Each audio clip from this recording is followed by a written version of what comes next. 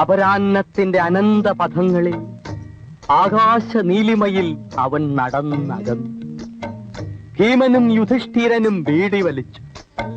സീതയുടെ മാറുപിളർന്ന് രക്തം കുടിച്ചു ദുര്യോധനൻ. ഗുരുവായൂരപ്പന് ജലദോഷമായിരുന്നു അന്ന്.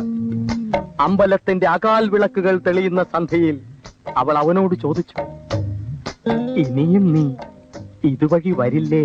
ആനകളെയും തെളിച്ചു. സുരേഷ് ഗോപി ചിത്രം ജാനകി വേഴ്സസ് സ്റ്റേറ്റ് ഓഫ് കേരളയ്ക്ക് സെൻസർ ബോർഡ് പ്രദർശനാനുമതി നിഷേധിച്ചു. പേരെന്താ? അയ്യോ, അച്ഛൻ അത് ചോദിച്ചില്ല മോളെ. നമുക്ക് പുതിയ പേരിട്ടളയാം. അത് തന്നെ. നോക്കൂ. ഒരു വാദവുമായി സെൻസർ ബോർഡ് രംഗത്തിറങ്ങിയിരിക്കുന്നത്.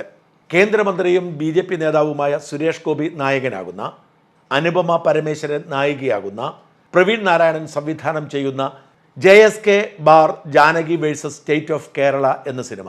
ആ സിനിമയ്ക്ക് സെൻസർ ബോർഡ് അനുമതി നിഷേധിക്കുന്നു എന്നതാണ് പരാതി.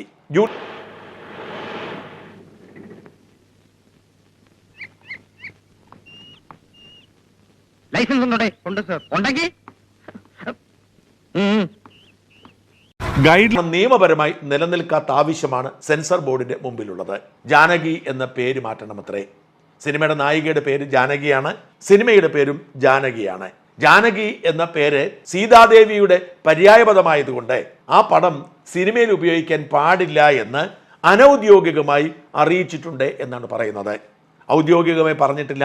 ഔദ്യോഗികമായി പറയുന്നത് നിയമവിരുദ്ധവുമാണ്. ലൈനിൽ ഞങ്ങൾക്ക് ഉപയോഗിക്കാവുന്ന പേരുകൾ അവർ അടിച്ചു തന്നാൽ ഞങ്ങൾ അതനുസരിച്ച് സിനിമ എടുക്കാം. എങ്ങോട്ടാണ് നമ്മളിത് പോകുന്നത്?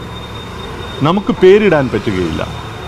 നമ്മളുടെ കഥാപാത്രങ്ങൾ ഹിന്ദു മതത്തിൽ പെടുന്നവരാണെങ്കിൽ എങ്ങനെ പേരിട്ടാലും ഒരു ദേവന്റെയോ ദേവിയുടെയോ പേരായിരിക്കും. നാളെ എൻ്റെ പേര് എനിക്ക് ഉപയോഗിക്കാൻ പറ്റുമോ എന്നുള്ളതാണ്. ഒന്നും അറിഞ്ഞുകൂടാത്തവൻ എന്തും ആകാമല്ലോ. ശംഭോ മഹാദേവ.